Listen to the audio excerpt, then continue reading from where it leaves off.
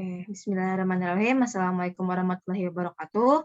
Perkenalkan, kami dari kelompok 2 akan mempresentasikan mengenai kehidupan sosial ekonomi Indonesia pada masa klasik dengan subtopik kondisi sosial ekonomi Sriwijaya dan Majapahit. Di next.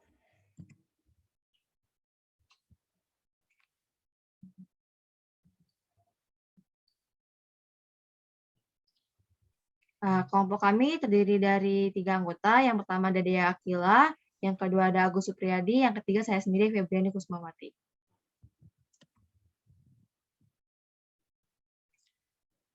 Oke, materi pertama ada tinjauan geografis Kerajaan Sriwijaya akan dijelaskan oleh Agus. Silakan saudari Agus.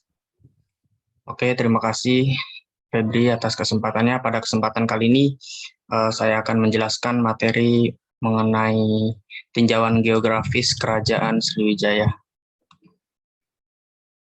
Nah, jadi Kerajaan Sriwijaya ini merupakan salah satu kerajaan maritim terbesar di Nusantara yang menguasai wilayah barat wilayah Nusantara, yang diantaranya yaitu wilayah-wilayah seperti Selat Malaka, Selat Bangka, dan juga perairan-perairan di wilayah Sumatera.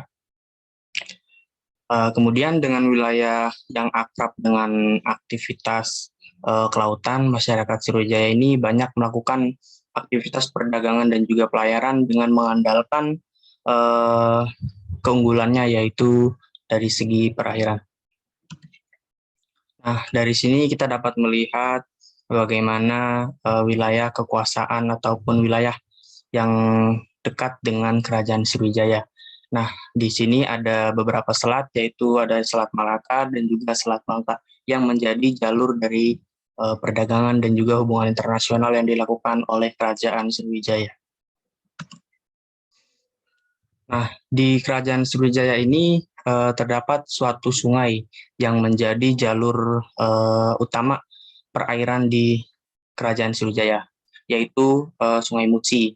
Nah, Sungai Musi ini mengaliri wilayah dari Bengkulu hingga Sumatera Selatan dan juga menjadi jalur transportasi, perdagangan, dan diplomasi antara Kerajaan Sriwijaya dengan kerajaan-kerajaan di Nusantara lainnya ataupun kerajaan dari luar Nusantara, seperti hubungan yang dilakukan dengan Tiongkok, India, Persia, dan juga Arab. Nah, peran vital Sungai Musi ini dirasakan oleh Kerajaan Sriwijaya juga sebagai pembuka hubungan dengan daerah yang berada di sepanjang wilayah Bengkulu dan juga Sumatera Selatan dengan wilayah ataupun kerajaan dari luar Sriwijaya. Nah, jadi ataupun dengan adanya peran Sungai Musi ini, Kerajaan Sriwijaya mampu menjangkau wilayah-wilayah pedalaman dan juga wilayah-wilayah luar. Nah, letak Kerajaan Sriwijaya ini yang pertama ada di Palembang dan yang kedua ada di Jambi. Nah, di Palembang banyak peninggalan sejarah masa Sriwijaya yang ditemukan di wilayah Palembang, seperti situs Kota Kapur, Talang Tuo, Karangbelahi, Telaga Batu, Kedudukan Bukit, Wong Baru, Bungkuk, dan Kambang Purun. Nah, jadi di letak Kerajaan Sriwijaya di Palembang dapat dibuktikan dengan temuan-temuan ataupun situs-situs tersebut. Nah, kemudian letaknya di Jambi, itu ada sebuah kitab sejarah dinasti yang menyebutkan bahwa Kerajaan Sriwijaya ini juga berwilayah di Jambi. Nah, dengan wilayah ataupun dengan letak pusat kerajaan yang terbagi menjadi dua ini bukan berarti bersamaan ya, yang artinya seperti misalnya kerajaan yang pertama ataupun di masa yang pertama Kerajaan Sriwijaya terletak di Palembang, kemudian di masa selanjutnya Kerajaan Sriwijaya berletak di Jambi. Nah, adapun di wilayah Jambi ini dapat dibuktikan dengan adanya temuan kompleks Muara Jambi. Nah, kemudian slide selanjutnya hubungan dagang Sriwijaya. Nah, dengan letaknya yang strategis tersebut, Walters menyebutkan pada tahun 1967 hubungan Sriwijaya ini banyak dilakukan dengan bangsa-bangsa asing yang dilakukan dengan perdagangan dengan bangsa Tiongkok, India, Persia, dan juga Arab. Nah, jadi dengan letaknya yang cukup strategis, seperti yang telah disebutkan sebelumnya bahwa Sriwijaya sangat dekat dengan Selat Malaka dan juga Selat Bangka, menjadikan Sriwijaya dengan mudah dapat melakukan hubungan perdagangan dan diplomasi dengan kerajaan atau bangsa lainnya. Nah, kemudian pembahasannya yang kedua yaitu tinjauan geografis Kerajaan Majapahit. Nah, letak Kerajaan Majapahit ini cukup dekat dengan laut, sama seperti Kerajaan Sriwijaya. Hal ini juga memudahkan bagi Majapahit untuk melakukan hubungan diplomasi dan juga hubungan perdagangan dengan bangsa-bangsa lainnya. Nah, dengan dekatnya suatu kerajaan dengan pelabuhan ataupun perairan memudahkan mereka untuk memajukan ekonominya melalui perdagangan dan juga hubungan-hubungan internasional. Nah, di sini kita dapat melihat peta ataupun perkiraan peta pada masa Kerajaan Majapahit yang terletak di Jawa Timur. Pusatnya ini terletak di Mojokerto yang jarak dengan lautnya cukup dekat. Nah, dari sini kita dapat melihat berbagai situs-situs yang ditemukan pada masa Kerajaan Majapahit yang juga membuktikan bahwa Kerajaan Majapahit itu memiliki kekuasaan yang cukup besar di wilayah Jawa Timur. Nah, kemudian di Majapahit ini juga terdapat sungai yang mengalir, yang juga menjadi sangat vital dalam kerajaan, yaitu Sungai Berantas dan juga Sungai Bangkal. Selain itu, terdapat banyak saluran air di sekitar pusat kota, yang juga menjadi akses keluar masuk bagi kerajaan Majapahit. Kemudian di sini kita dapat melihat adanya modernitas kerajaan Majapahit. Maksud dari modernitas ini yaitu seperti yang telah disebutkan sebelumnya, banyak ditemukan saluran-saluran air di sekitar situs-situs kerajaan Majapahit. Nah, saluran air ini berbagai macam ragamnya, ada yang besar dan juga ada yang kecil. Yang besar ini dapat berfungsi untuk transportasi bagi masyarakat Majapahit.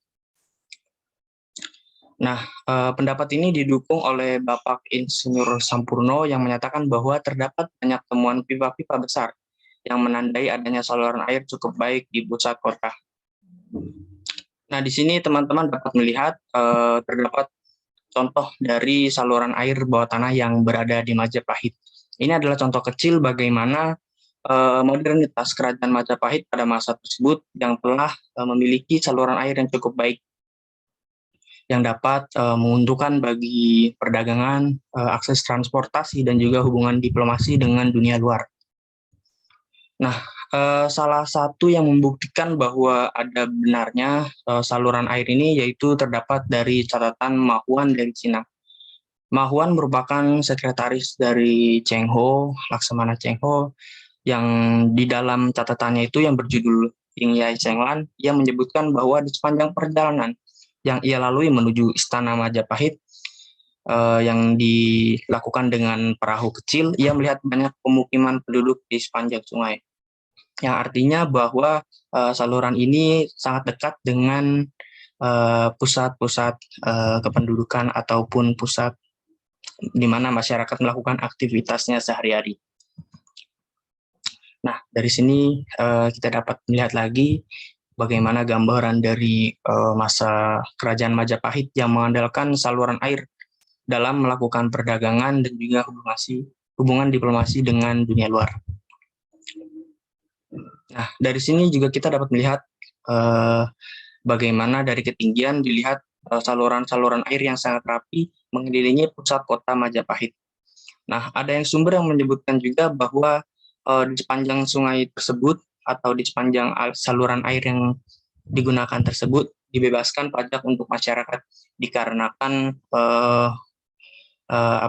dikarenakan peran pentingnya dalam mendukung perdagangan dan juga hubungan diplomasi dengan dunia luar, sehingga pemerintah Majapahit membebaskan pajak sebagai bentuk terima kasih kepada masyarakat yang telah turut serta memajukan perdagangan dan juga nama baik dari kerajaan Majapahit. Oke, pada penjelasan selanjutnya yang akan menjelaskan yaitu Saudari Akila. Terima kasih. Oke, pada kesempatan kali ini saya akan menjelaskan mengenai agama, sosial, dan budaya dari Kerajaan Majapahit serta Sriwijaya. Yang pertama itu dari Kerajaan Majapahit, Jadi menurut Kakawin Nagara Kartagama, pupu ke-9 sampai dengan ke-15, daerah Sumatera, Semenanjung Malaya, Kalimantan, Sulawesi, Kepulauan Nusa Tenggara, Maluku, Papua, dan Tumasik, dan sebagian Kepulauan Filipina. Sumber ini menunjukkan bahwa batas-batas terluas ini sekaligus puncak kejayaan Kemaharajaan Majapahit. Next. Jadi, ibu kota Majapahit ini berada di Trowulan yang merupakan kota besar dan terkenal dengan perayaan besar keagamaan yang diselenggarakan setiap tahun. Agama Buddha, Siwa, Waisnawa, atau pemujaan Wisnu itu dipeluk oleh penduduk Majapahit dan raja yang dianggap sekaligus titisan Buddha, Siwa maupun Wisnu. Negara Kertagama ini sama sekali tidak menyinggung tentang Islam, akan tetapi sangat mungkin terdapat beberapa pegawai atau abdi istana yang beragama Muslim saat itu. Nah, salah satu contohnya ini ada di Gapura Bajang Ratu yang merupakan salah satu gerbang masuk dari kompleks bangunan penting yang ada di ibu kota Majapahit. Bangunan ini sampai sekarang masih berdiri tegak di Trowulan. Yang pertama ini dua agama besar yaitu agama Siwa dan aliran Saiwa Siddhanta dan agama Buddha Majapahit. Jadi berdasarkan penelitian ini ada kedua jenis agama yang dianut saat itu. Nah, dua agama besar ini yaitu ada agama Siwa dan aliran Sawaissiddhata. Nah, dan agama Buddha Mahayana serta beberapa aliran agama Siwa yaitu agama Siwa Bayi Prawa, agama Siwa yang dikembangkan oleh para resi, lalu ada pemujaan Buddha, juga ada terdapat pula agama Waisnawa serta agama lokal dan sebagainya. Next. Nah, jadi di sini menurut Santiko ini, jadi agama Siwa dan agama Buddha ini menjadi agama resmi di Majapahit.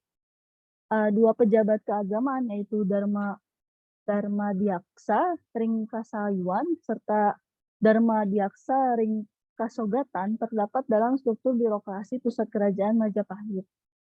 Jadi kemajuan dalam bidang perkembangan religi juga tercermin dari berbagai agama yang berkembang, variasi aliran dan juga bangunan-bangunan suci saat itu yang dibangun. Komunitas keagamaan juga tampak dalam beberapa potret sumber penulis yang memberitakannya. Nah, temuan-temuan Mandala Kadewa Guruan ini merupakan bentuk lain dari aktivitas pendidikan dan keagamaan. Hal ini juga gambaran bahwa kuil-kuil keagamaan juga didukung oleh komunitas agamawan.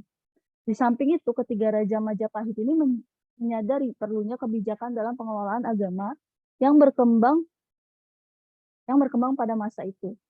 Pada saat itu, di Majapahit ini terdapat multi-agama yang perlu penanganan penguasa. Dua agama terbesar seperti yang sudah saya sebutkan yaitu Siwa Siddhanta serta agama Buddha Mahayana. Nah, di samping itu juga masih terdapat beberapa aliran agama lainnya. Untuk menghindari konflik antar agama ini, Raja Wijaya itu telah menjadikan dua agama besar tersebut sebagai agama resmi dari kerajaan.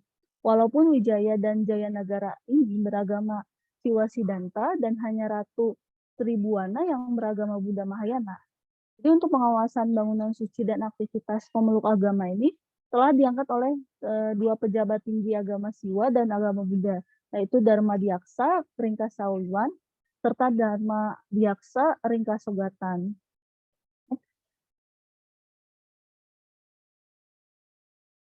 Lalu di bagian sosial budaya, jadi di sini tuh dari penduduknya ini, penduduk di pantai utara di kota-kota pelabuhan ini seperti di Gresik, Tuban, Surabaya, dan Canggu ini kebanyakan menjadi pedagang. Kota-kota pelabuhan tersebut itu banyak dikunjungi oleh pedagang asing yang berasal dari Arab, India, Asia Tenggara, dan Cina. Jadi di sini Mahuan itu memberitakan bahwa di kota-kota pelabuhan tersebut banyak orang Cina dan Arab menetap dan berdagang di kota-kota tersebut. Nah, selanjutnya di laporan Mahuan ini menyatakan bahwa ibu kota Majapahit ini berpenduduk sekitar 200-300 keluarga. Suatu angka yang sudah cukup besar pada zaman itu. Lalu, untuk bagian berpakaiannya ini, jadi penduduk itu telah memakai kain dan baju. Kaum lelaki itu berambut panjang dan diuraikan, sedangkan untuk perempuan itu bersanggul. Setiap laki-laki ini mulai dari yang berumur 3 tahun ke atas, baik merupakan orang yang berada atau orang yang kekurangan itu berada di bawah kasta bawah ini, mengenakan keris dengan pegangannya yang diukir indah dan terbuat dari emas, tula badak atau gading. Apabila bertengkar ini, di sini ada pantangannya, yaitu bagi penduduk Jawa ini adalah memegang kepala orang lain itu merupakan penghinaan yang akan menimbulkan perkelahian berdarah. Lalu ada kehidupan sehari-harinya. Jadi mereka ini duduk di rumahnya mereka itu tidak menggunakan bangku, tidur itu tanpa menggunakan ranjang, dan makan tanpa memakai sumpit. Baik laki-laki ataupun perempuan ini mereka itu senang memakan sirih sepanjang hari. Jadi kalau ada tamu yang datang itu bukan disuguhkan teh oleh mereka, melainkan disuguhkan sirih dan juga pinang. Lalu ada pertandingan. Jadi atas titah raja saat itu, orang Majapahit itu senang mengadakan pertandingan dengan menggunakan tombak bambu. Tetapi apabila ada yang meninggal karena tertusuk tombak bambu ini, si pemenang ini wajib memberikan uang kepada keluarga korban. Namun kalau bukan bulan terang, terutama saat purnama, mereka itu senang bermain bersama dengan disertai dengan nyanyian bergiliran antara kelompok laki-laki dan perempuan. Lalu ada kesenian. Kesenian yang populer saat itu adalah bentuk cerita wayang beber, yaitu kisah wayang yang dilukiskan pada kaili yang direntangkan atau dibeberkan oleh sang dalang untuk menceritakan adegan-adegan yang digambarkan. Next.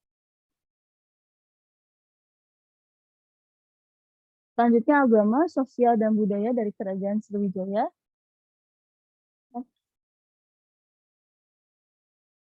Nah, jadi di sini terdapat peta wilayah Sriwijaya sekitar abad ke-8 dengan serangkaian ekspedisi serta penaklukannya. Seperti yang kita ketahui, Sriwijaya ini merupakan salah satu dari kedatuan bahari yang pernah berdiri di Pulau Sumatera dan banyak memberi pengaruh di Asia Tenggara, khususnya itu di cakupan Nusantara. Dengan daerah kekuasaannya ini berdasarkan peta itu membentang dari Sumatera, Kepulauan Riau, Bangka Belitung, Singapura, lalu Semenanjung Malaka yang saat itu bernama Semenanjung Kera, lalu ada Thailand, Kamboja, Vietnam Selatan, Kalimantan, Jawa Barat, dan Jawa Tengah. Dalam bahasa Sanskerta, Sri ini berarti bercahaya atau gemilang, dan Wijaya berarti kemenangan atau kejayaan. Maka nama Sriwijaya ini bermakna kemenangan yang gilang gemilang. Jadi lokasi ibu kota Sriwijaya itu dekat dengan kota Palembang, tepatnya itu berada di pinggir Sungai Musi. Sriwijaya ini terdiri dari sejumlah pelabuhan yang saling berhubungan di sekitar Selat Malaka. Nah, di sini ada agamanya. Jadi kerajaan Sriwijaya ini merupakan kerajaan dengan pusat agama Buddha terbesar. Agama yang ada di dalam kerajaan Sriwijaya ini adalah Buddha Vajrayana, Buddha Mahayana, lalu ada Buddha Hinayana, dan Hindu. Meski ada agama Hindu di dalamnya, namun pengaruh agama Hindu ini tidak terlalu besar saat itu. Sriwijaya ini kan dikenal sebagai kerajaan bahari, tetapi juga dikenal juga sebagai salah satu pusat penyebaran agama Buddha dan pengajaran agama Sanskerta. Karena itulah Sriwijaya ini banyak dikunjungi oleh para biksu dari mancanegara. Namun akibat dari hubungannya dengan kerajaan lain, tidak mustahil saat itu Sriwijaya ini juga ada kelompok masyarakat yang beragama lain seperti Hindu, Tantris, dan bahkan Islam. Sriwijaya ini bukan saja menjadi pusat kekuasaan yang besar, Sriwijaya bukan saja menjadi pusat kekuasaan yang besar, melainkan menjadi pusat kebudayaan peradaban dan pusat ilmu pengetahuan agama Buddha. Para biksu ini yang melawat ke Sriwijaya ini mempunyai tempat khusus. Mereka ini sangat dihormati oleh para penguasa dan rakyat Sriwijaya. Biksu yang datang ke Sriwijaya itu bukan hanya untuk sekedar singgah untuk beberapa saat, melainkan mereka itu tinggal untuk waktu yang cukup lama dan mempelajari agama Buddha di sana. Dalam agama Buddha terdapat bermacam-macam mazhab, antara lain ada Mahayana, Hinayana. Lalu pada sumber tertulis ini ada arca-arca sumber tertulis serta arca-arca ini yang ditemukan itu mengindikasikan bahwa agama Buddha yang berkembang di Sriwijaya ini bermazhab Mahayana. Akan tetapi para biksu Buddha yang mempelajari agama Buddha di Sriwijaya itu bukan saja mempelajari agama Mahayana saja, melainkan agama Buddha dari mazhab lain. Nah, pusat pengajaran agama Buddha yang terbesar pada saat itu adalah Nalanda. Namun beberapa sumber Tiongkok ini menyebutkan bahwa di Sriwijaya juga terdapat suatu perguruan tinggi Buddha yang cukup baik. Mengenai perguruan tinggi Buddha di Sriwijaya ini, isim ini menceritakan tentang kehidupan keagamaan di Sriwijaya dan banyaknya biksu di kota saat itu. Dikenalnya si Sriwijaya ini sebagai pusat agama Buddha tidak lain ada peranan seseorang di dalamnya, yaitu peranan dari Dharmakirti. Dharmakirti ini merupakan orang biksu Buddha yang pengetahuannya itu cukup luas saat itu. Dia adalah salah seorang biksu tertinggi di Sriwijaya yang menyusun kritik atas isi kitab Abhisama Yalamkara. Nah, demikian dikenal hingga pada tahun 1011 ini sampai dengan 1023 Masehi, seorang biksu yang dari Tibet yang bernama Atisa atau Dipam Karasinana itu datang ke Swarnadwipa untuk belajar agama pada Dharmakirti. Next.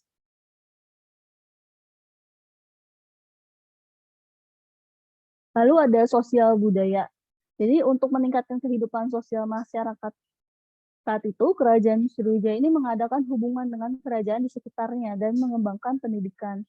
Buktinya itu bahwa kerajaan Sriwijaya ini dikenal sebagai pusat pendidikan agama Buddha adalah dari catatan Ising yang menyatakan bahwa terdapat 1000 pendeta Buddha yang belajar agama Buddha di Sriwijaya. Bahkan Ising ini menyarankan kepada pendeta Cina agar belajar terlebih dahulu di Sriwijaya sebelum melanjutkan pendidikan ke India. Bukti bahwa kerajaan Sriwijaya memiliki kebudayaan yang tinggi itu adalah dari prasasti-prasasti yang ditemukan.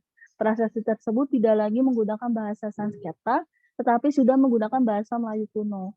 Lalu di sini ada 2 foto dari prasasti peninggalan kerajaan Sriwijaya yang berbahasa Melayu kuno. Yang pertama itu adalah prasasti Hujung Langit, yang merupakan prasasti peninggalan kerajaan Sriwijaya yang ditemukan di desa Haur Kuning, Lampung. Sama seperti prasasti lainnya, prasasti ini juga ditulis menggunakan bahasa Melayu kuno dan aksara Palawa. Susunan pesan dalam prasasti ini tidak cukup jelas karena tingkat keausan batunya yang sudah sangat tinggi saat itu.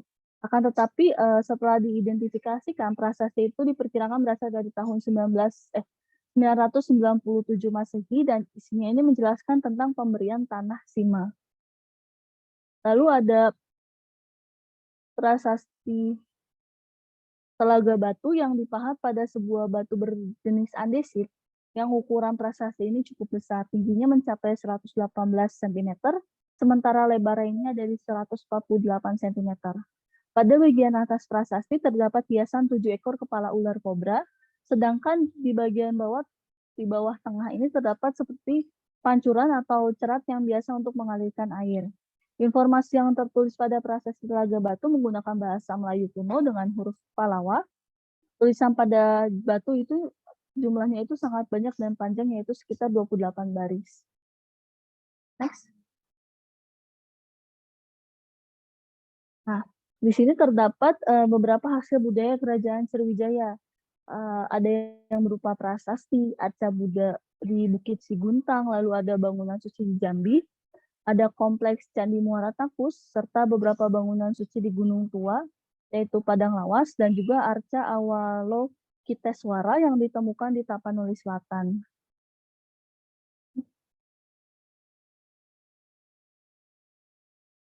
Oke, sekian dari saya. Mohon maaf bila ada kesalahan. Wassalamualaikum warahmatullahi wabarakatuh.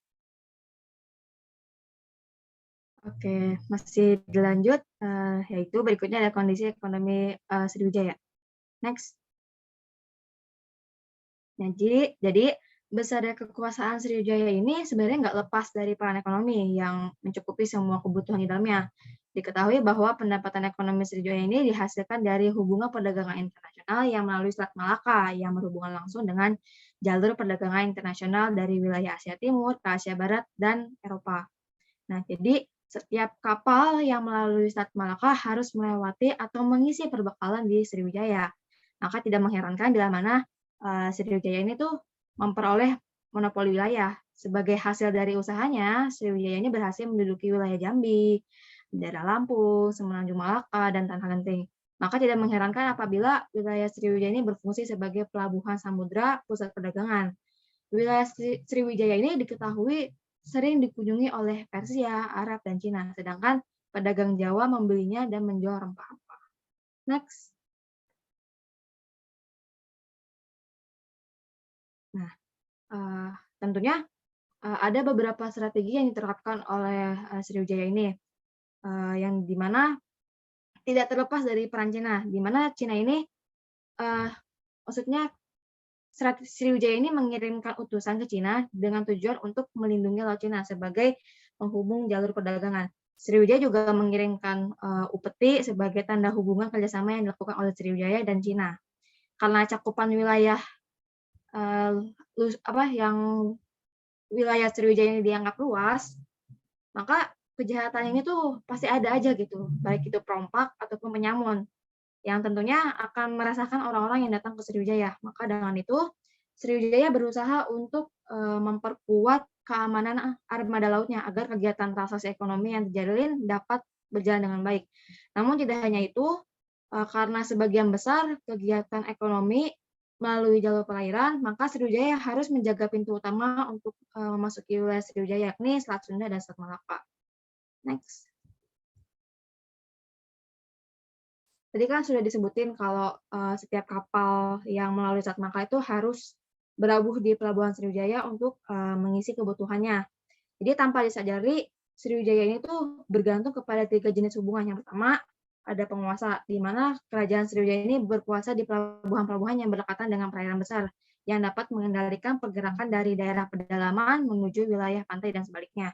Yang kedua, produsen Sriwijaya diketahui menguasai produksi di bidang kehutanan, pertanian, dan pertambangan yang sekiranya menghasilkan keuntungan yang besar bagi Sriwijaya. Ya, yang ketiga ada pelaut. Biasanya para pelaut ini memiliki sifat yang independen, yang dimana mereka akan secara sukarela untuk melindungi wilayah kerajaannya dari para perompak. Next. Nah, ada pun beberapa komoditas yang dijual oleh Sriwijaya dari sektor perdagangan, ada ekspor dan bea cukai, pajak bagi setiap kapal yang melintas. Jadi setiap kapal yang melintas ini wilayah kekuasaan Sriwijaya ini akan menarik pajak. Kemudian ada komoditas yang dihasilkan oleh Sriwijaya yaitu timah, beras, emas, gading, dan sebagainya. Kemudian Sriwijaya juga melakukan ekspor ke Cina atau impor ya, seperti gading, gula putih, bumbu masak, dan obat-obatan. Cina juga melakukan kegiatan impor ke Sriwijaya seperti mutiara, kaca, dan sutra. Next.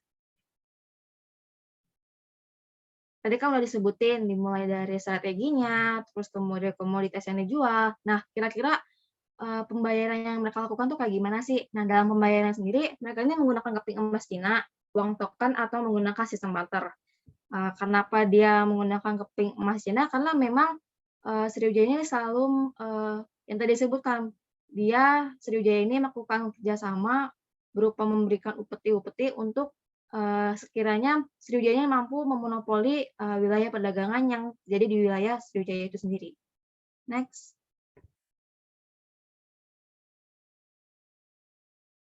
Berikutnya ada kondisi ekonomi Majapahit.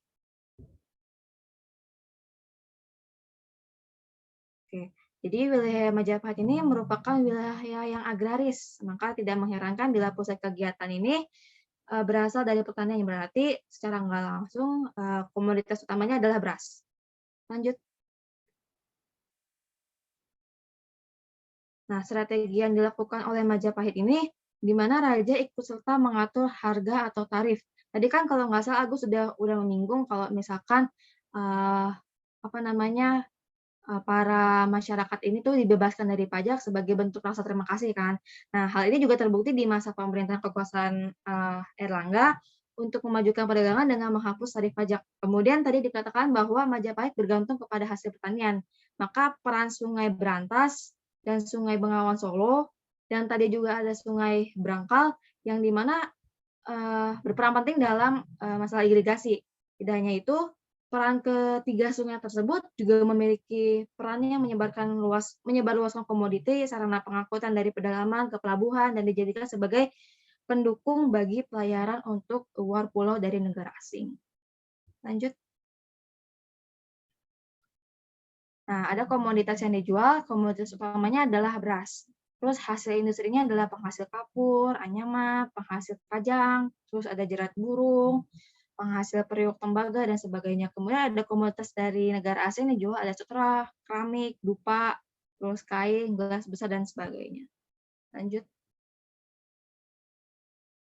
Nah, dalam alat pembayarannya sendiri diketahui menggunakan sistem barter yang dimana hanya berlaku bagi masyarakat yang memiliki kebutuhan terbatas. Maksudnya itu kebutuhan yang dijual itu dalam jumlah yang minim, maksudnya langka gitu. Terus tidak hanya itu, diketahui dalam penelitian situs Rowland menemukan mata uang Cina yang disebut kepeng dan diketahui yang paling banyak beredar. Namun sebelum mata uang Cina itu digunakan, masyarakat Majapahit itu sudah lebih dulu mengenal uang dalam bentuk satuan berat kayak su yang berarti suana, ma berarti masa, Dangyu berarti kupang. Oke, sekian kalau dari presentasi kelompok kami. Kurang lebihnya mohon maaf. Wassalamualaikum warahmatullahi wabarakatuh. Terima kasih.